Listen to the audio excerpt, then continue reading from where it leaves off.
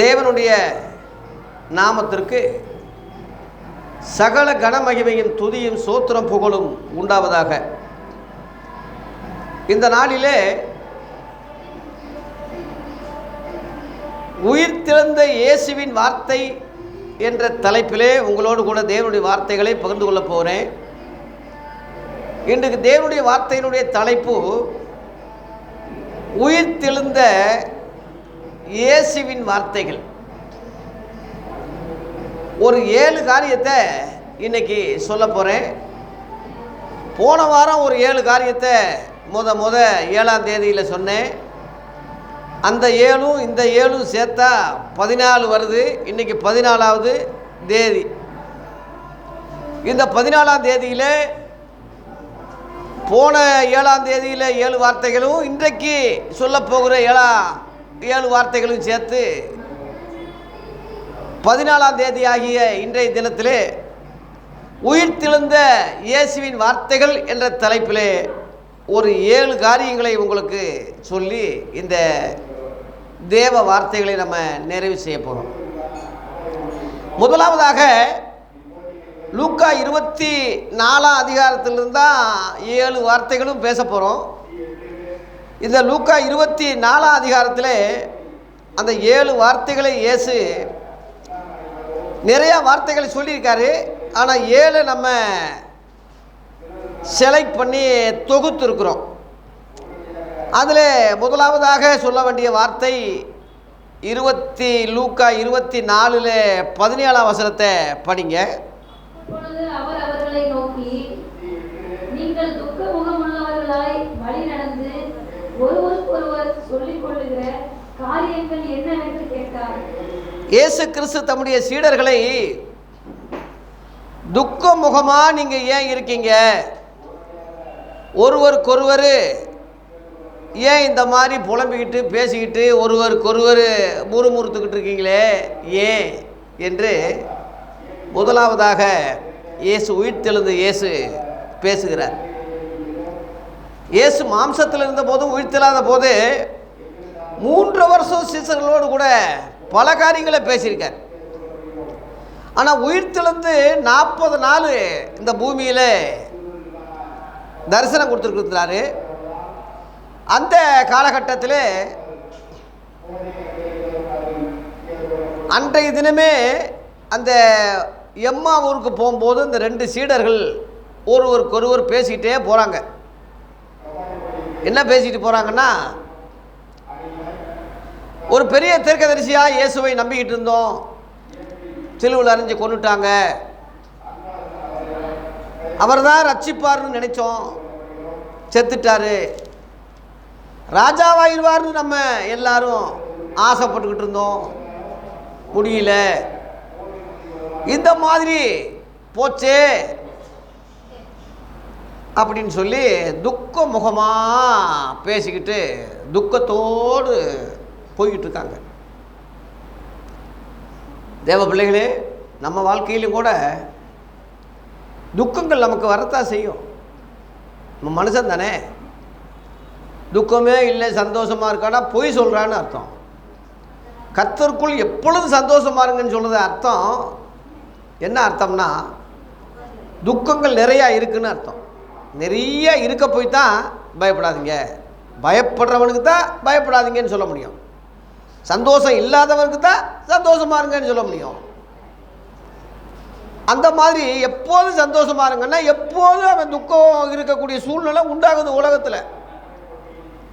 ஆண்டவராகி இயேசு யோவான் 16:33 சொல்லும் போது, இந்த உலகத்தில் உங்களுக்கு உபத்திரம் உண்டு, உங்களுக்கு சமாதானம் உண்டாகும் பொருட்டு இதை சொன்னேன்னு சொன்னார். அப்போ நம்ம சமாதானமாக இருக்கும் பொருட்டு உள்ளதை சொல்கிறார் ஆண்டவர். உலகத்தில் என்ன உண்டு? நல்ல காலம் எந்த காலத்துக்கும் வராது. ஒவ்வொரு வருஷமும் குறி சொல்கிற மாதிரி வாக்குத்தத்தம் சொல்லிக்கிட்டு இருக்கான். இந்த வருஷம் தேசமே பயப்படாதே, மகிழ்ந்து கலிகூறு. ஒரு சின்ன சின்ன குட்டி குட்டி தேசத்துக்கு அந்த காலத்தில் தீர்க்க தரிசனமாக சொல்லப்பட்ட இது இன்னும் இப்போ போய் சொல்கிறான். முழு உலகத்துக்கு அது பொருந்தாது. அதனால இயேசு சொன்னது தான் நமக்கு. இயேசு தான் பெரிய தீர்க்கதரிசி, அது நினச்சிக்கிங்க. லூக்கா 7:16 பொதுமக்களே சொன்னாங்க, இயேசுவை பார்த்து என்ன சொன்னாங்க? எல்லாரும் பயமடைந்து மகா தீர்க்கதரிசியானவர் நமக்குள்ளே தோன்றியிருக்கிறார் என்றும் தேவன் தமது ஜனங்களை சந்தித்தார் என்றும் சொல்லி இயேசுவை தான் சொல்றாங்க மகா தீர்க்கதரிசி தேவன் நமக்குள்ளே எழும்ப பண்ணிட்டார்னு. ஏன்னா மரித்த வாலிபனை உயிரோடு எழுப்புறார். வாலிபனே எழுந்திரு. ஒரே மகன் தாய்க்கு அந்த அம்மா நம்பிக்கையெல்லாம் போயிடுச்சு. ஊரெல்லாம் அழுதுகிட்டு இருக்காங்களே தவிர என்ன செய்ய முடியும்? இந்த துக்கத்தை நிவர்த்தியாக்க முடியுமா? இயேசு அங்கே பக்கத்தில் வந்த உடனே பாடையை தொடுறாரு. தொட்டவங்கெல்லாம் நிற்கிறாங்க. இயேசு வாலிபனே எழுந்துருன்னு சொல்லி செத்துப்போன வாலிபனை உயிரோடு எழுப்புறாரு. எல்லாம் பயந்துட்டாங்க. மகா பெரிய தீர்க்கதரிசி தேவன் எழும்ப பண்ணி அவங்க இஸ்ரேல் ஜனங்களை ஒரு வகையில் பாராட்டுறேன். ரொம்ப மெச்சூரிட்டியான ஜனங்க. நம்ம இந்தியர்கள்லாம் இருந்தால் அப்படியே காலில் விழுந்து கும்பிட்டு தெய்வமே இவர் தாண்டா தெய்வம்னு சொல்லி கும்பிட்டுருப்பாங்க.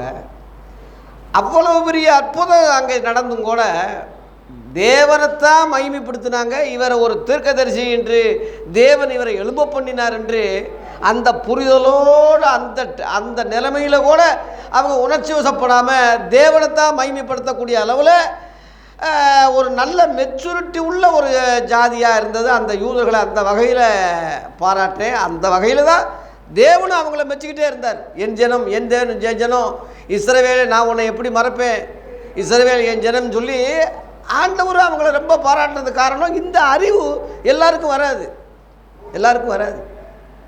லேலுயா. ஆகவே தேவனை மகிமைப்படுத்தினாங்க. பெரிய தீர்க்கதரிசியாக இயேசு காணப்பட்டார். இந்த சீசர்கள் கூட சொன்னாங்க, இவங்க வாயாலேயே சொன்னாங்க. இந்த லூக்கா 24:19 படிச்சிங்கன்னா இவங்க வாயாலே சொன்னாங்க. என்ன சொன்னாங்க? இயேசு ஏன் இப்போ புலம்பிக்கிட்டு இருக்கீங்க, என்ன விஷயம் அப்படின்னு கேட்குறாரு. அந்த சீசர்கள் சொல்கிறாங்க, அவரை பற்றிய விஷயந்தாயா, அவர் தேவனுக்கு முன்பாகவும் ஜனங்கள் எல்லாருக்கும் முன்பாகவும் செய்கையிலும் வாக்கிலும் வல்லமையுள்ள தீர்க்கதரிசியாயிருந்தார். அல்லேலூயா. பொதுமக்கள் சொல்றாங்க மகா தீர்க்கதரிசின்னு சொல்லி, அவருடைய உடன் இருந்த சீடர்கள் சொல்றாங்க மகா தீர்க்கதரிசின்னு சொல்லி, வல்லமையான தீர்க்கதரிசின்னு சொல்லி. ஆனாலும் இறந்துட்டாரு. என்ன செய்ய? இதோட 3 நாள் ஆகுது.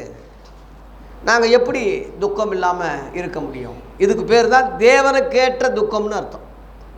லேலுயா. துக்கத்தில் 2 விதமான துக்கம் இருக்கு. உலக துக்கம் வேற, தேவனுக்கேற்ற துக்கம் சொல்றது வேற. 2 கொரிந்தியர் 7:10 இருக்கு. உலக துக்கம் அதாவது லௌகிக துக்கம் மரணத்தில் தான் முடியும். இப்போ ரொம்ப துக்கப்பட்டான்னா ஒன்று தற்கொலை பண்ணிடுறான், மருந்து குடிச்சிடுறான், பைத்தியமாகுது. யார் மேலேயும் அதிக அன்பு வைக்காதீங்க. அதிக அன்பு ஆப்போசிட்டாக மாறும்போது பைத்தியமாக நமக்கு மாறிடும், மென்டாலிட்டி மாறிடும். அதனால தான் மனைவியாவது பிள்ளைகளாவது தகப்பனையாவது தாயையாவது என்னிலும் அதிகமாக நேசிக்கிறவன் எனக்கு பாத்திரம் நல்லேன்னு சொல்லி அன்னைக்கே அவர் வந்து கராலாக சொன்னார். பெத்த தகப்பன் அடக்கத்துக்கு கூட ஒரு சீசனை விடாமல் மரித்தோர் அடக்கம் பண்ணட்டும், நீ என்னை பின்பற்றிவான்னு சொல்லி அன்னைக்கே அந்த கராலாக அந்த உறவை முறிச்சார். பெத்த தாய் வெளியே நிற்கிதுயா, ஒரு சகோதரன் கூட பிறந்தவங்க உன்னை பேசணும்னு நிற்கிறாங்கன்னு சொல்லும் போது என் தாயார் யார், அத்தனை பேருக்கு முன்னாடி என் சகோதரர் யாருன்னு சொல்லி சீடர் பக்கம் தான் கையை நீட்டுறார். தவிர அன்னைக்கே அவர் முறிச்சார். காணா ஒரு கல்யாணத்தில் கூட, ஏய் பொம்பளை சிறிய உனக்கு எனக்கு என்ன, நீ எனக்கு சொல்லி நான் கேட்கணுமா? அன்னைக்கே கரால தான் பேசுகிறாரு. பாசம் இல்லாதவர் இல்லை, பாசம் இல்லாமையா இருப்பார் தாய் மேலே, ஆனால் கராலாக இருந்தார். அதுபோல் உன் பிள்ளை மேலே பாசமாயிரு, உன் அப்பா மேலே பாசமாயிரு, உன் மனைவி மேலே பாசமாயிரு. அதை விட இயேசுவை அதிகமாக நேசி. அல்லேலூயா. இயேசுவுக்கு அடுத்து எல்லாத்தையும் வச்சுக்க. உதாரணமாக ஆபிரகாம் எடுத்துக்க. நேசகுமாரன் சொல்கிறாரு, ஒரே குமாரன் சொல்கிறாரு, அவ்வளோ பாசம்தான். ஆனாலும் அதை விட தேவனை அவன் பயந்ததுனால, தேவனுக்கு அவன் சிநேகிதனாக இருந்ததுனால சொந்த மகனை ஒரே பையனை பலியாக கொடுத்தார்ல. தேவனே பதற அளவில் விசுவாசத்தில் வல்லவனானா. அல்லேலூயா. அந்த மாதிரி தான் நம்ம வாழ்க்கையில் எல்லாம் இருந்தாலும் அதை விட இயேசு எனக்கு போதும், அவர் தான் மெயின். அவர் என்னை விட்டு விடலை. அவர் என்னைக்கு விடுறாரோ அன்னைக்கு தான் நான் கலங்கணும். இப்போ இயேசு கிறிஸ்து வாழ்க்கையில் பதறாரு, கலங்கிறாரு. நான் ஒரே ஒரு நேரம்தான். எந்த நேரம்? சிலுவையில் தேவன் கைவிடுறார் இயேசுவை. அதை பார்த்தாயா பதறாரு, என் தேவனே என் தேவனே ஏன் என்னை கைவிட்டீர். இது வரைக்கும் எல்லாரையும் வாழ வச்சவர், கரம் கொடுத்தவர், தூக்கி விட்டவர், அவருக்கே அந்த கெதி வரும்போது தான், அந்த நேரத்தில் தான் அவர் பதறாரு. தவிர உலகத்தில் எவ்வளோ பெரிய தாக்கங்கள் வந்தாலும் அவர் என்னைக்கும் கலங்கினதே இல்லை இயேசு வாழ்க்கையில். நீங்களும் நானும் தேவன் நமக்குள்ளத உறவு என்னைக்கு கனெக்ஷனாக கட்டாகுதோ, அந்த உறவில் என்னைக்கு கேப் விழுகுதோ, என்னைக்கு அந்த உறவில் விரிசல் வருதோ, அன்னைக்கு தான் நம்ம வேதனைப்படணும், துக்கப்படணும். அதுதான் நமக்கு தாங்க முடியாத கஷ்டமாக இருக்கணுமே தவிர, உலக விஷயங்களை இன்றைக்கி வந்தது நாளைக்கு போகும், இடையில வந்தது இடையில போகும். ஆமாம், அந்த மெச்சூரிட்டி நமக்கு இருக்கணும்ல. உனக்கு இடையில தான் மனைவி வந்தது. மனைவி சொல்ல கேட்டு கர்த்தரையே விட்டு விலகினவன் தானே ஆதாம். அதானே அவன் நிமித்தம் பூமி சபிக்கப்பட்டதுன்னு சொல்லி ஆதியாகமம் 3:20 இருக்கு. 3ஆம் அதிகாரத்தில். ஆகவே தேவ பிள்ளைகளே, இந்த உலகத்தில் தேவனுக்கேற்ற துக்கம் தான் நமக்கு வரணுமே தவிர உலக துக்கம் வரக்கூடாது. ஆனால் இந்த சீடர்கள் தேவனுக்கேற்ற துக்கத்தில் தான் போகிறாங்க. நீங்கள் துக்கமுகமாக இருக்கிறது என்ன என்று சொல்லி விசாரிக்கும் போது உலக துக்கத்தை அவங்க சொல்லலை, இயேசுவை பற்றிய துக்கத்தை தான் சொல்கிறாங்க. ஐயோ, இயேசுவை நம்பியிருந்தோமே, போயிட்டாரே, செத்துட்டாரே. உயிர்த்தெழுந்ததை அவங்களுக்கு தெரியல. பக்கத்திலேயே இருக்கிறாரு, தெரியல. இவங்களோட பேசிக்கிட்டு இருக்காரு, தெரியல. தேவ பிள்ளைகளே, நம்ம வாழ்க்கையிலையும் கிறிஸ்தவங்க துக்கப்படுறது, வேதனைப்படுறது அறியாமல் தான். ஏன்னா நம்முடனே இயேசு இருக்கிறார், அப்படி வார்த்தை நமக்குள்ளே இருக்குது. அதெல்லாம் மீறி நம்ம துக்கப்படுறோம். துக்கங்கள் இயற்கையாக வரும். டக்குன்னு வார்த்தைகள் நம்ம நினைவுபடுத்தி, வார்த்தைகளை வச்சு தேற்றி அதில் நம்ம சமாதானப்படுத்திக்கணுமே தவிர, அந்த துக்கமாகவே இருந்தால் அந்த துக்கத்திலேயே நம்ம மடிந்து போக வேண்டியது வந்துடும். அதனால் இயேசுவின் வார்த்தைகள், உயிர்த்தெழுந்த இயேசுவின் வார்த்தைகள் என்ற தலைப்பிலே நம்மை பார்த்து ஆண்டவர், ஏப்பா துக்கமாக இருக்கீங்க, ஏன் இந்த மாதிரி நீங்கள் இருக்கீங்க என்று சொல்லி உங்கள் துக்கம் சந்தோஷமாக மாறும் என்று தீர்க்க தரிசனமாக யோவான் 16:20 சொன்ன அந்த அர்த்தத்தின் தான் உயிர்த்தெழுந்த இயேசுவை பின்னாடி காட்டி ரொம்ப சந்தோஷமாக இருக்க வச்சார் இவங்களை. அல்லேலூயா. ஆகவே நம்ம துக்கமும் சந்தோஷமாக மாறும். எப்போ சந்தோஷமாக மாறும்? உன் துக்கம் கர்த்தருக்கேற்ற அல்லது தேவனுக்கேற்ற இயேசுவுக்காக படுகிற துக்கமாக இருக்கணும். அல்லேலூயா.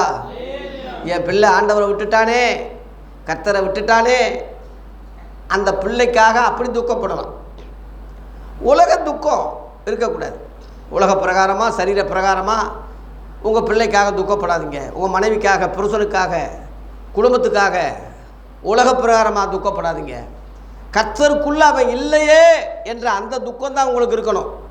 ஜபத்துக்கு வரலையே, ஜபிக்கலையே, வேத வசனத்தை வாசிக்கலையே, ஆண்டவருக்குள்ளே அவன் வளரலையே, அப்படி இருந்தால் அதில் ஒரு சந்தோஷம். என் பிள்ளைகள் சத்தியத்தில் நடக்கிறான்னு கேள்விப்படுகிற சந்தோஷத்திலும் அதிகமான சந்தோஷம் எனக்கு ஒன்றுமில்லை. பட்டத்தில் இல்லை, பதவியில் இல்லை, பெரிய சயின்டிஸ்ட் பட்டம் வாங்குகிறான், அதில் கிடையாது. பெரிய பணக்காரனாக இருக்கிறான், அது கிடையாது. எல்லாம் அழிஞ்சு போயிடும். நிலையானது, தேவனுக்கு பிரியமானது சத்தியத்தில் நடப்பது தான். உன் பிள்ளைகள் அப்படி நடக்கிறாங்களான்னு செக் பண்ணிப்பார். உன் மனைவி, உன் புருஷன், உன்னுடைய சந்ததிகள், உன் குடும்பத்தார்கள், உன் சபை, நம்ம மக்கள் அப்படி இருக்கிறாங்களா என்ற அந்த ஒரு கவலை தான், துக்கம்தான் நமக்கு இருக்கணுமே தவிர உலக காரியங்களில் நம்ம துக்கம் இருக்கக்கூடாது. அதான் என்னப்பான்னு கேட்குறாரு. அவங்க உண்மையிலே இயேசு கர்த்தர் கேட்ட துக்கம்தான். அதனால் அவங்களுக்கு சந்தோஷமாய் மாறக்கூடிய அளவில் தரிசனம் கொடுத்து இயேசு உயிர் திறந்தவராய் அவங்களுக்கு திரும்ப மனக்கண்களை திறந்து காண்பிச்சார், தரிசனம் கொடுத்தார். அல்லேலூயா. இரண்டாவதாக உயிர்த்தெழுந்த இயேசுவின் வார்த்தைகள் என்ற தலைப்பிலே இரண்டாவதாக லூக்கா 24:25. அப்பொழுது அவர் அவர்களை நோக்கி தீர்க்கதரிசிகள் சொன்ன யாவையும் விசுவாசிக்கிறதுக்கு புத்தி இல்லாத மந்த இருதயம் உள்ளவர்களேன்னு வைறார். ரெண்டாவது வார்த்தை புத்தி இல்லாத மந்த இருதயம் உள்ளவர்களே. தீர்க்க தரிசனங்கள் முழுவதும் உங்களுக்கு தெரியலையா? எல்லாம் பழைய ஏற்பாட்டுக்காரங்க தானே. நீங்கள் மோசே எழுதுனதெல்லாம் படிக்கலையா? பழைய ஏற்பாட்டில் கிறிஸ்து பாடுபடவும் திரும்ப உயிரோடு எழுந்திருக்கவும் வேண்டியதென்று சொல்லப்பட்டிருக்குல்ல. ஏன் அவர் செத்துட்டாரு வச்சுட்டாரு செத்துட்டாருன்னு ஏன் சொல்கிறீங்க? அவர் கிறிஸ்துன்னு தானே நீங்கள் அறிக்கிட்டீங்க. அப்போ அவர் பாடுபடவும் அடிக்கப்படவும் கொல்லப்படவும் வேண்டியதுன்னு தெரியாதா? திரும்ப உயிரோடு வருவார்னு தெரியாதா? ஏன் இப்படி முட்டாத்தனமாக இருக்கீங்கன்னு கேட்குறாரு. புத்தி இல்லாதன்னா முட்டாத்தனமான ஆள்க. மந்த இருதயம்லாம் தெளிந்த புத்தி இல்லைன்னு அர்த்தம். தெளிந்த புத்தி இப்போ எவனுக்குமே இல்லையே. ஏறக்குறைய 90% போதர்களுக்கோ சபைகளுக்கோ விசுவாசிகளுக்கோ அந்த தெளிந்த புத்தி இல்லாமல் தான் இருக்கு. நேற்றைய தினத்தில் ஒரு அருமையான, எனக்கு மிகவும் உதவியாக இருந்த, ஆதியில் ஊழியத்தில் ஆதரவாக இருந்த ஒரு அருமையான பாஸ்டரையா இறந்துட்டார். B.A. டேனியல் தத்தநேரியில் சமாதான பிரபு சபை தலைமை ஊழியக்காரரு. அவர் திடீர்னு இறந்துட்டார். 2000 வருஷத்தில் 2001 அதிலிருந்து எனக்கு பழக்கம். அவர் சென்னை பக்கம் உள்ளவர், நம்ம மதுரை ஏரியாவே கிடையாது. அங்கேருந்து இங்கே வந்து ரொம்ப கஷ்டப்பட்டு பாடுபட்டு ரொம்ப தியாகமாக வறுமையிலையும் பாடுகளையும் பசியிலையும் பட்டினிலையும் கடந்து அவர் ஊழியம் செய்து படிப்படியாக கர்த்தர் அவரை ஆசீர்வதிச்சார். ஊழியர் கூட்டம் அப்போ நடத்துவார். பாஸ்டர் தயானந்தம் சொல்லி சென்னையிலேருந்து ஒரு பெரிய பிஷப்பை வர சொல்லி கூட்டம் போட்டு அவரை சேர்ந்த ஊழியர்கள் முழுவதும் அந்த கூட்டத்தில் பங்கு பெற செஞ்சு எல்லாருக்கும் அரிசி கொடுப்பாரு, உதவிகள் ஆலோசனைகள் கொடுப்பாரு. அதில் நானும் ஒருவனாக அவரிடத்தில் உதவி பெற்றுவேன். என்னுடைய குடும்ப காரியங்களில் ரொம்ப ஆலோசனைகள் சொல்லுவார். என்னுடைய நெருக்கங்களில் ரொம்ப ஆதரவாக இருப்பார். ஒரு நல்ல ஒரு தேவ மனுஷன். ஆண்டவருக்குள்ளே அவர் இறந்துட்டார். இடையில் அவருடைய தொடர்பு இல்லாமல் வந்து இடையில் என் வாழ்க்கையில் நடந்த சம்பவங்களில் கோர்ட்டு கேஸுனால் யாரையுமே தொடர்பு கொள்ள முடியாமல் அப்படியே நான் விலகிட்டேன். இப்போ அவர் இறந்ததான்னு கேள்விப்பட்டு அங்கே அவர் இறந்த அன்னைக்கு நானும் ஐசக்கும் போயிருந்தோம். அதுக்கு மறுநாள் அடக்க ஆராதனையிலையும் கலந்து கொண்டேன். அங்கே ரொம்ப பெரிய திரளான ஊழியர்கள், மதுரையில் உள்ள மெயின் பெரிய போதகர்கள்லாம் வந்திருந்தாங்க. பெர்க்மான் ஐயா முதற்கொண்டு வந்தாங்க. வந்து எல்லாரையும் அங்கே கூட்டம் நடத்தி அங்கே ஆராதனை நடத்திக்கிட்டு இருந்தாங்க. அதில் ஒருவர் பிரசங்கம் பண்ணுறார். ஒருவர் அவர் பேர் எனக்கு தெரியல. அவர் என்ன சொல்கிறாருன்னா, தாவீது மாதிரி இவர், அவருடைய மகன் இஸ்ரேல்னு ஒரு தம்பி எனக்கு நல்லா தெரியும். ரொம்ப அருமையான நல்ல ஊழியக்கார தம்பி.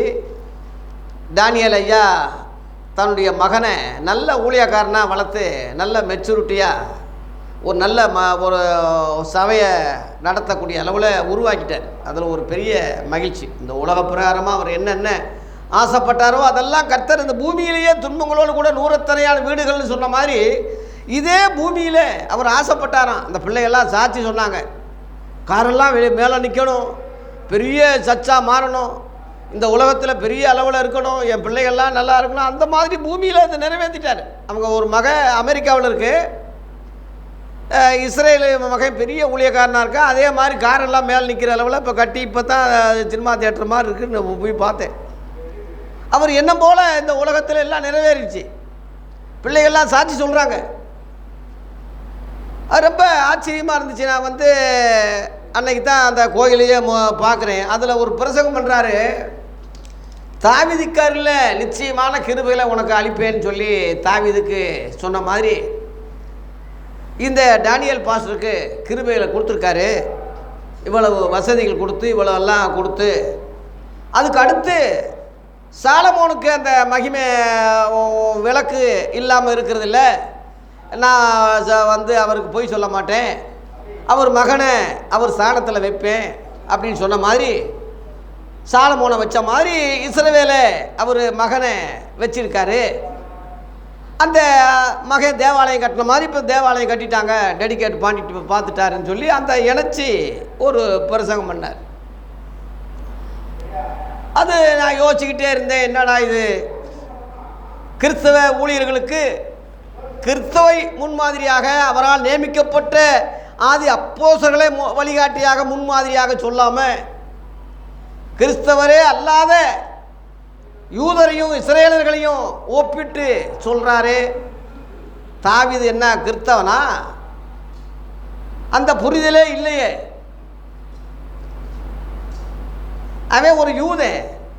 அப்படியே சொல்ல போனாலும் தாவீதினுடைய கடைசி வாழ்க்கை என்ன?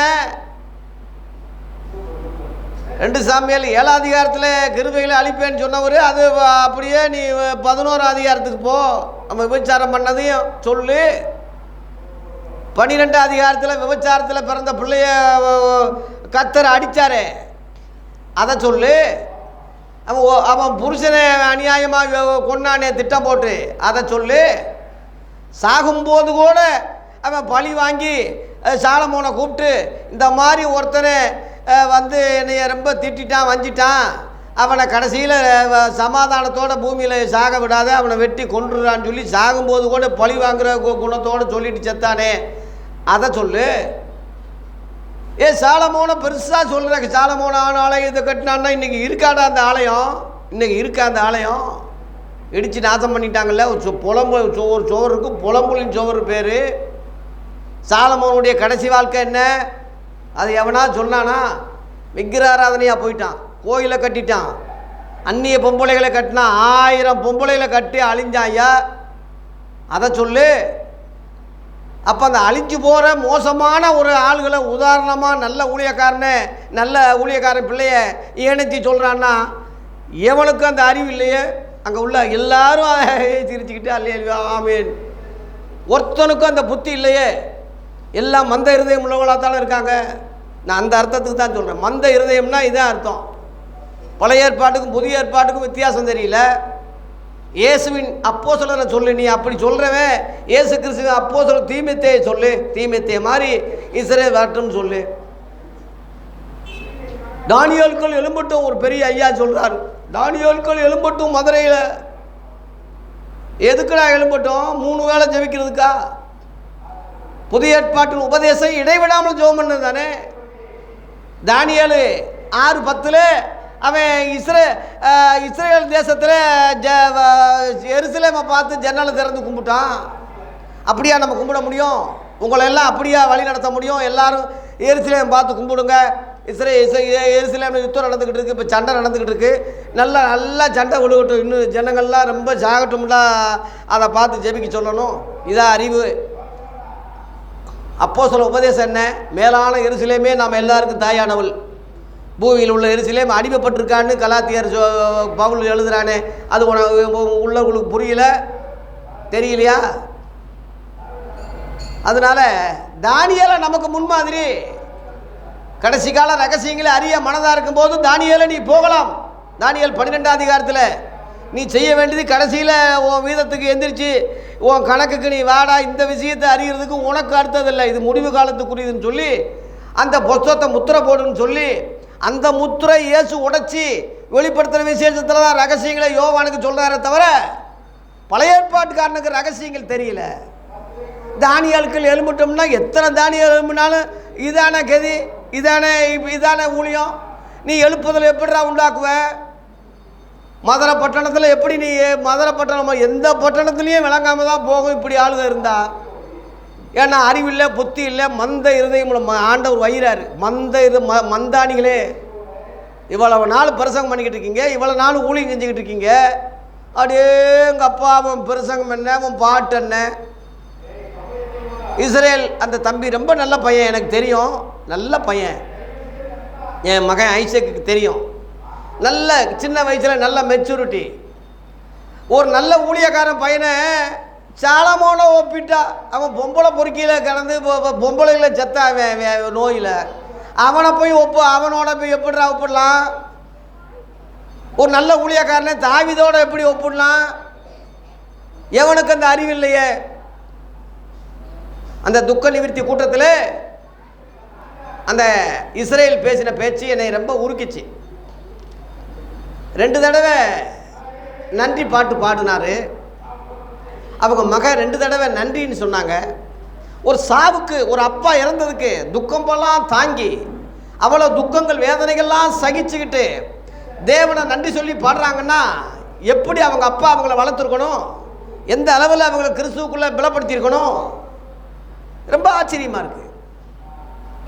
உபதேச காரியங்கள் சொல்கிறதுனா அது 2வது. உலக பிரகாரமாக கர்த்தருக்குள்ளே நல்லா திடப்படுத்தி ஒரு நல்ல பிள்ளைகளை அவர் பெற்று வளர்த்து நல்லா உருவாக்கி வச்சுட்டு போனது ரொம்ப ஆறுதலாக எனக்கு, ரொம்ப சந்தோஷமாக இருக்குது. நம்ம சபைக்கு நிறைய முறை வந்திருக்காரு. இங்கே எனக்கு வேதாகம கல்லூரி பட்டங்கள்லாம் அமெரிக்காவிலிருந்து வாங்கி கொடுத்ததில் அவருக்கு ஒரு முக்கிய பங்கு உண்டு. ஒரு நல்ல தேவ மனுஷன்தான். அப்பேற்பட்ட மனுஷனை ஒரு தாவீதோட சாலமோனை விட பெரியவராகி இயேசுன்னு சொன்னார். அந்த இயேசுவோட ஒப்பிடாம, இயேசுவின் சீசர்களோடு ஒப்பிடாம, பவுலோடு ஒப்பிடாம, தீமோத்தேயோடு ஒப்பிடாம, எல்லாம் கிறிஸ்தவ ஊழியர்களோட அப்போஸ்தலர்களோடு அவங்கள ஒப்பிட்டு பேசாம ஒரு முக்காடு உள்ள பழைய ஏற்பாட்டையும் யூதர்களோடையும் இஸ்ரேல் ஜனங்களோடையும் ரொம்ப ஆரம்பம் நல்லா இருந்தாலும் முடிவு மோசமாக போனால் அவங்களோட ஒப்பிடுறது கண்டிக்கத்தக்கது. அங்கே உள்ள மேடையில் உள்ள ஒருத்தனுக்கும் அந்த புத்தி இல்லை, அறிவு இல்லை, இந்த புரிதல் இல்லை. எல்லாரும் மந்த இருதயம் உள்ளவங்களாக தான் இருந்தாங்க என்று தான் இந்த வசனப்படி நான் நிதானிக்க வேண்டியதாக இருக்குது. ஏன்னா சீசர்களை தான் வயிறாரு, சீசர்களை தான். அவங்கெல்லாம் ஊழியக்காரங்க, நான் ஒரு ஊழியக்காரன். நானும் அவங்கள விட பெரிய ஆள் இல்லை, கெட்டிக்காரன் கிடையாது. நானும் ஒரு காலத்தில் மந்த இருதயம் உள்ளவங்களா இவங்கள 10 11 இருந்தவன் தான்.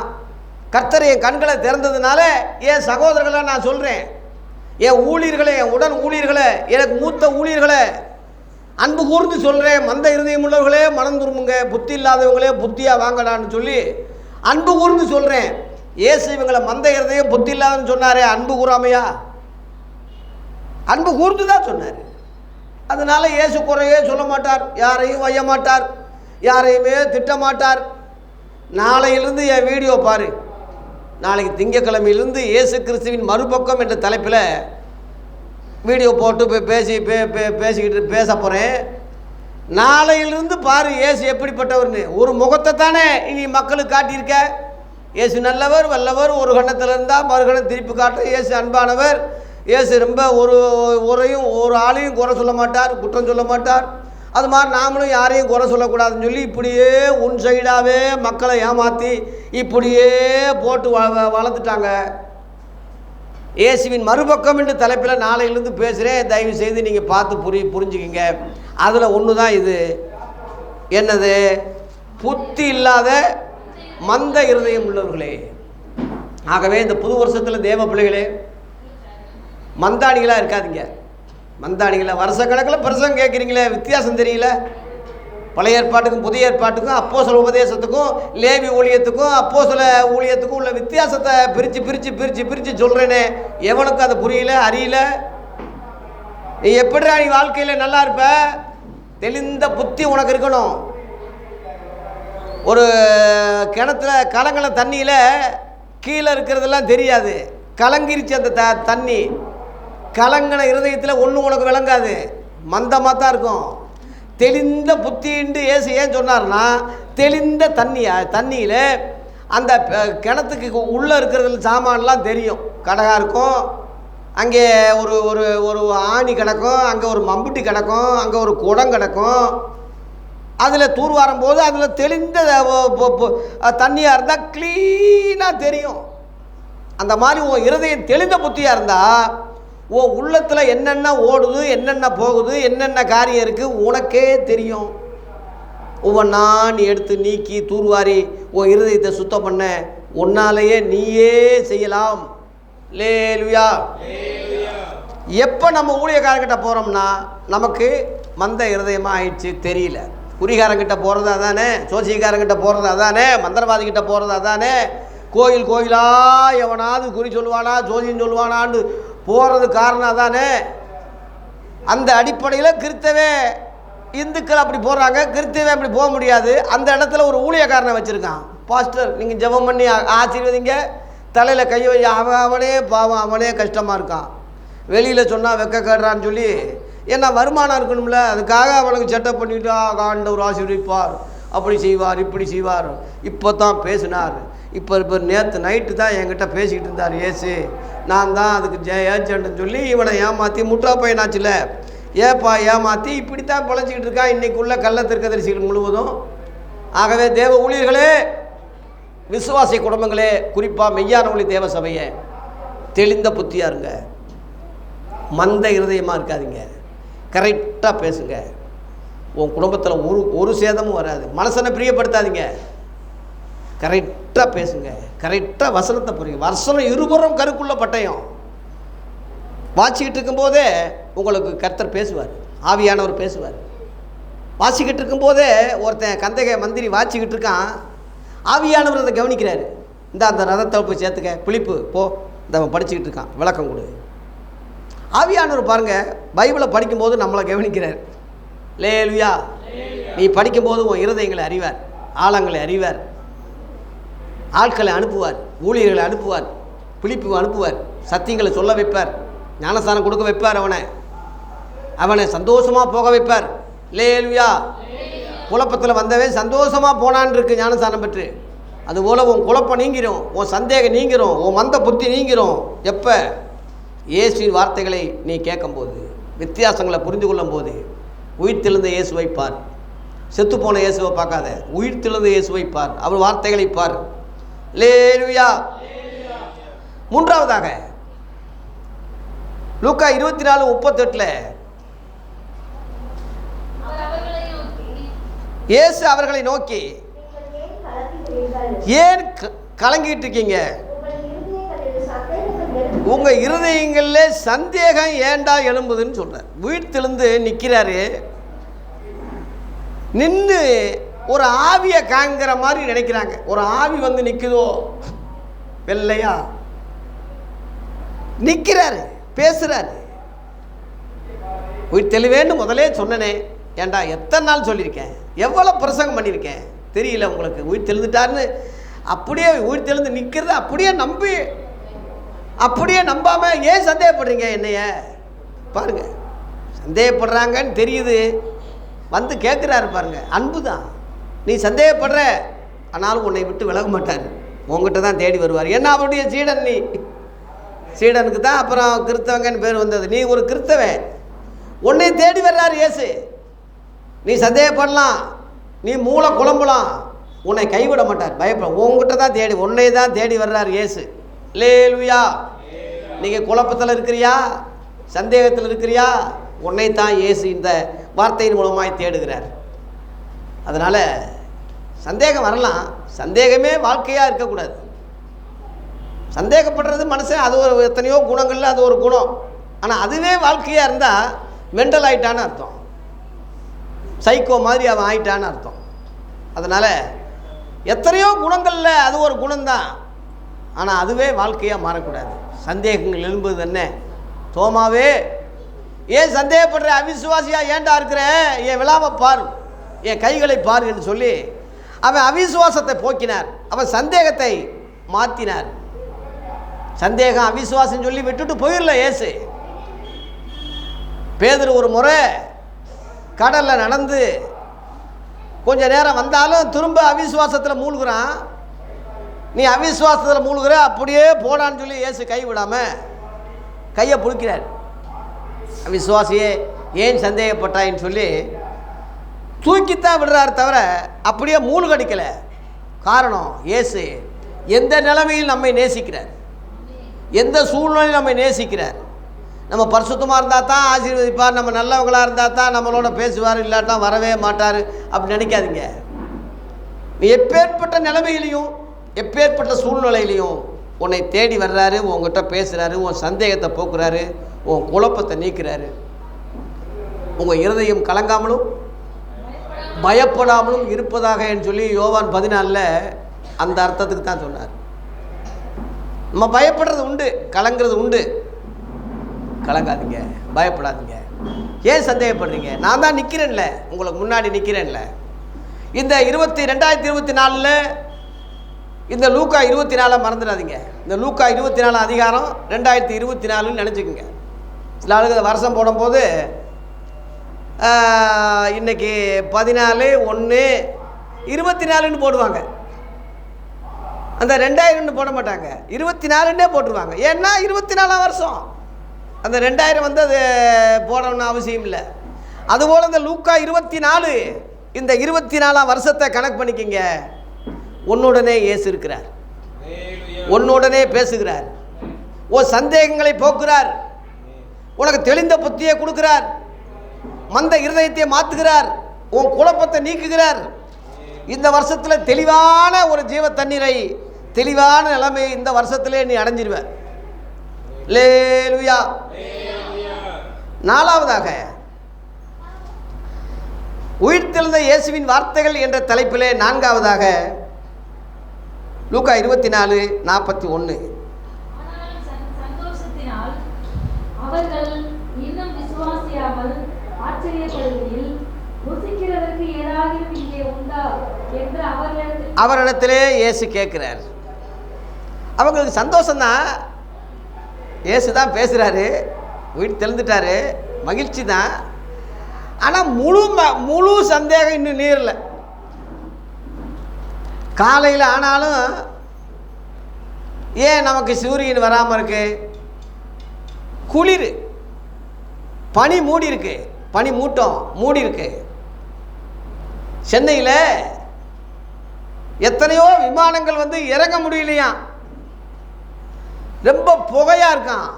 என்னடா இது புகையாக இருக்குன்னு பார்த்தா போகி பண்டிகை. இன்னைக்கு எல்லாம் பழைய துணிகள்லாம் போட்டு எரிச்சு எரிச்சு எரிச்சு அவ்வளோ பெரிய சென்னைப்பட்டினமே எரிச்சா எப்படி இருக்கும்? பழைய துணிமணிக, பழைய குப்பைகள்லாம் போட்டு எரிச்சு எரிச்சு எரிச்சு எரிச்சு அந்த புகை சென்னை முழுவதும் உருவாகி ஏர்போர்ட்டே மூடி விமானமே இறங்காத அளவில் ஆயிடுச்சு இன்னைக்குள்ள நியூஸ். அந்த மாதிரி இந்த 2024 பழைய குப்பைகளை எரிங்க, பழைய சந்தேகங்களை எரிங்க, பல அவிசுவாசங்களை எரிங்க. இயேசுவின் அக்னியால் எரிச்சு விட்டுருங்க. எரித்து புதியவைகளை யோசிங்க, புதிய சிந்தனைகளை யோசிங்க, புதியவைகளை நினைங்க. எப்போவுமே நல்லதே நினைங்க. எண்ணம் போல் வாழ்வுன்னு சிலர் சொல்கிறாங்க இல்லையா? நல்லதே நினச்சா நல்லதாக நடக்கும். அப்படி ஆயிருமோ, இப்படி ஆயிருமோ, இப்படி ஆயிருமோ, ஒருவேளை இப்படி ஆயிருமோ, இப்படி ஆயிருமோ. நெகட்டிவாக ஏன்டா யோசிக்கிற? ஏன் நெகட்டிவாகவே, ஏன் இப்படியே மாறுபாடாகவே ஏன் யோசிக்கிற? நீ மெண்டலா? நீ நல்லதே நினை. ஒன்றுமே இல்லாவிட்டால் நல்லதாக பசியாக இருக்கிறேன், நல்லா சந்தோஷமாக இருக்கேன்னு சொல்லு. கர்த்தர் என்னை போஷிக்கிறாருன்னு சொல்லு, என்னை ஆசீர்வதிக்கிறாருன்னு சொல்லு. உனக்கு என்ன குறை? உனக்கு கீழே உள்ள நிலைமையை உள்ள பாரு. மக்களை எத்தனை பேர் பஞ்சு பசி சாப்பாடில் துணி இல்லாமல் பிளாட்பாரத்தில் தூங்குகிற ஆளுகள்லாம் நீ பாரு. வேலை இல்லாமல் எத்தனை பேர் இருக்கான்? கஞ்சி இல்லாமல் எத்தனை பேர்? சாப்பாடு நல்ல நீ நினச்சா நீ பிரியாணி சாப்பிடலாமே, அவன் சாப்பிட முடியுமா? நினச்ச துணியை நீ வாங்கலாமே, அவனால் வாங்க முடியுமா? எத்தனை பேர் இன்றைக்கி கோடிக்கணக்கான மக்கள் இன்றைக்கி பசி பட்டினியில் கிடக்கும்போது நீ அவங்களோட இணைச்சி பாரு. உன்னை எப்படி டாப்பில் வச்சுருக்காரு. இதை நீ நினச்சி சந்தோஷப்படாமல் துதிக்காமல் ஆராதிக்காமல் குறை சொல்லிக்கிட்டே இருக்க. பவுலும் சீலாவும் அவளை அடியில் அவளை காயத்தில் கூட ஜெபம் பண்ணி தேவனை துதித்து பாடினாங்க ராத்திரியில். லேலுயா. சங்கிலி உடைஞ்சி சிறைச்சாலை திறந்தது. அங்கே அதிகாரிகள்லாம் ஞானஸ்தானம் பெற்று ஆண்டவமாரே ரட்சிக்கப்பட்டாங்க. லேலுயா. உன் வாழ்க்கையும் அப்படித்தான். விலங்குல இருக்கிறியா, காயத்தில் இருக்கிறியா, ஆற முடியாத வேதனையில் இருக்கிறியா, ஜெபம் பண்ணி பாடு மகனே. பிஏ டேனியல் ஐயாவுடைய அடக்க ஆராதனையில் அந்த மகன் 2 பாட்டு பாடுறான். முதல்ல ஆரம்பத்தில் ஒரு பாட்டு, முடியும் போது ஒரு பாட்டு, 2மே நன்றி பாட்டு பாடுறான். எனக்கே ஆச்சு, இப்படி ஒரு மகனா. ஏதோ அந்நியம் போய் ஏதோ ஒரு ஊழியக்காரன் வந்து எங்கிட்ட தூரத்துலேருந்து சம்மந்தம் இல்லாமல் 3வது ஆள் வந்து பேசுகிற மாதிரிலாம் இருக்குது அவன் பேச்சு. சொந்த தகப்பேன் அழுக வருது, துக்கம் வருது, அப்படியே அடக்குறாரு பாவம். இப்படி ஒரு நல்ல மகனை கடவுள் வந்து இந்த சபையில் கொடுத்துருக்கிறாரே, ரொம்ப சந்தோஷப்பட்டேன். அந்த மாதிரி ஒரு மெச்சூரிட்டி, ஒரு நல்ல ஒரு தேவ பிள்ளைகளாக நாம் வளரணும், நாம் இருக்கணும். எந்த நிலைமையிலையும் மன ரம்மியமாக இருக்க நம்ம கற்றுக்கொள்ளணும். எந்த சூழ்நிலையிலையும் கர்த்தருக்குள்ளே நம்ம பலப்படுத்திக்கிறணும். என் வாழ்க்கையிலையும் எத்தனையோ இழப்புகள், எத்தனையோ போராட்டங்கள், சிறை தண்டனைகள், அடி காவல்கள், கட்டல்கள், துரோக செயல்கள் என் வாழ்க்கையில் வரும்போதெல்லாம் நான் ஆண்டவருக்குள்ளே தான் பலப்பட்டனே தவிர மனுஷன் ஆதரவை நான் தேடலை, மனுஷன் உதவியை தேடலை, மனுஷர்களை நான் நாடலை. எல்லாரும் என்னை கைவிட்டாங்க. என்னால் உருவாக்கப்பட்ட ஊழியர்கள் 8 மாதம் ஜெயிலில் இருக்கிறேன், ஒருத்தன் கூட வந்து பார்க்கல. ஒரு ஆறுதலுக்காக நான் சிறையிலிருந்தே என்னை பார்க்க வந்தீங்கன்னு இயேசு சொல்கிறாரு. இயேசு ஏன் சிறையில் இருக்காரு? அவர் குற்றவாளியா? இல்லையே. நிரபராதிகள் கூட சிறையில் இருக்கிறது உண்டு. பார்க்க வரலன்னு சொல்கிறாரு. இயேசுவை கைது பண்ணாங்க, அவருடைய சீடர்களை ஜெயிலில் போட்டாங்க, அவங்களெல்லாம் கொன்னாங்க. இயேசுவை அகோரமாக கொன்னாங்க. இயேசுவை எந்த குற்றம் செஞ்சார்? அதுபோல இயேசுவின் நாமத்தின் நிமித்தம், நீதி நிமித்தம் துன்பப்படுகிறது, சிறையில் இருப்பது உண்டு. அந்த வகையில் ஒரு ஊழியக்காரன் கூட என்னை வந்து ஆறுதல் படுத்தலை, பார்க்கல. என் பிள்ளைங்க தான் வந்தாங்க, ஐசக்கு, ஜான் பாலு. வார வாரம் மனு போட்டு அப்பா அப்பா அப்பா அப்பான்னு வருவாங்க பார்க்க. எல்லாரும் கைவிட்டாங்க. யோசேப்போட கர்த்தர் சிறையில் இருந்தது போல என்னோட கர்த்தர் சிறையில் இருந்தார். அங்கே நிறைய ஊழியம் செய்தேன், நிறையா பேரை ஆண்டவருக்குள்ளே கொண்டு வந்தேன். நிறையா பேர் விடுதலையாகி வந்து இன்றைக்கும் என் தொடர்பில் தான் இருக்காங்க, சாட்சியாக தான் இருக்காங்க. அந்த சிறையிலையும் கூட என்னை கர்த்தர் பலப்படுத்தி என்னை உற்சாகப்படுத்தினார். அப்போ அவங்க சந்தேகம் ரொம்ப மகிழ்ச்சியாக இருந்துக்கிடும் போது சந்தேகத்தை நிவர்த்தி பண்ணுறதுக்கு ஒரு காரியம் கேட்குறாரு. என்ன கேட்குறாருன்னா, புசிக்கிறதுக்கு ஏதாயிலும் உண்டா? ஏன்னா சாப்பிட்டா நம்புவாங்க, ஒரு ஆவி சாப்பிடாதுல்ல. அப்போ நேரடியாக நம்ம ஏதாவது அவங்க கொடுத்தாங்கன்னா சாப்பிட்டோம்னா சரி ஏசு சாப்பிட்றாரு, அப்போ உயிரோடு தான் இருக்கார், வந்துட்டார், உண்மை கன்ஃபார்ம் பண்ணுறதுக்காக நம்மக்கிட்ட சாப்பிட்றதுக்கு ஏதாவது புசிக்கிறது ஏதாயிலும் உண்டா என்று கேட்குறார். இந்த 2024ஆம் வருஷத்தில் உங்களிடத்துல வந்து இயேசு கேட்குறார், மகளே மகனே புசிக்கிறதுக்கு ஏதாயிலும் உண்டா என்று உன்னை பார்த்து கேட்குறார். நீ என்ன சொல்லுவ? ஊழியத்துக்கு வந்தவங்கெல்லாம் ஊழியத்தை விட்டுட்டு பிழப்பை தேடி போயிட்டான் திரும்ப. யோவான் 21 முழுவதும் மீன் பிடிக்கிறாங்க, ஒரு மீனும் கிடைக்கல பேதருக்கு. யோவான் 21:5 என் பிள்ளைகளே புசிக்கிறதுக்கு ஏதாயிலும் உண்டா? அங்கேயும் உயிர்த்திருந்த இயேசு தான் கேட்குறாரு, புசிக்கிறதுக்கு ஏதாயிலும் உண்டா? அவங்க என்ன சொன்னாங்க? ஒன்றுமே கிடையாது, நாங்களே பசியாக இருக்கோம், உங்களுக்கு என்ன இயேசுவே? சமாரியா பண்ணிக்கிட்ட தாகத்துக்கு தாண்டு கேட்குறாரு. அதனால் நம்மக்கிட்ட கேட்குறாரு, இந்த வருஷத்தில் கேட்குறாரு, மகனே மகளே இவ்வளவு நாள் என்னை வச்சு நீ வளர்ந்த, என்னுடைய எத்தனையோ சத்தியங்களை நீ கேட்ட, எவ்வளவோ ஜீவ தண்ணீரை நீ பருகின, அதிலிருந்து நான் கேட்குறேன் உங்ககிட்ட, எனக்கு ஏதாவது சாப்பிட்றதுக்கு இருக்கான்னு கேட்குறேன். உன் பிள்ளைகிட்ட ஒரு பாக்கெட் நிறையா சாக்லேட் மிட்டாயை வாங்கி கொடுத்து அப்பாவுக்கு ஒன்று கொடுப்பா, அப்பாவுக்கு ஒன்று கொடு, ஒரு மிட்டாயை கொடு. ஒரு சில பிள்ளைகள் எடுத்து கொடுக்கும், இந்த சின்ன குட்டி கையில் எடுத்து கொடுக்கும். சில பிள்ளைகள் கொடுக்க மாட்டேன், கொடுத்ததே அவர் தான்டா, அவர் தான் கொடுத்ததே, அவருக்கே கொடுக்க மாட்டேன் போ. எப்படி? அந்த மாதிரி நாம் இந்த வருஷத்தில் இயேசு உங்களையும் என்னையும் கேட்குறாரு, பூசிக்கிறதுக்கு ஏதாவது சாப்பிட்றதுக்கு இருக்கான்னு. நம்ம என்ன சொல்ல போகிறோம்? சீடர்களை போல ஒன்றுமே இல்லைன்னு சொல்ல போகிறோமா? என்ன சொல்ல போகிறோம்? வாருமையா போதகரே, பொழுதாயிடுச்சு, எங்ககிட்ட வாங்க சாப்பிடுங்கன்னு சொல்லி அந்த சீசர்கள் சொன்னாங்க. இயேசு அங்கே போய் அப்பத்தை பிக்கும்போது டக்குன்னு இயேசுன்னு அறிஞ்சு மறைஞ்சிட்டார். அல்லேலூயா. தங்கீரும் வாருமையான்னு சொல்லி கூப்பிட்டாங்க இல்லையா, அதுதான் அந்த பாட்டு ஏற்றுனாங்க. என்ன பாட்டு?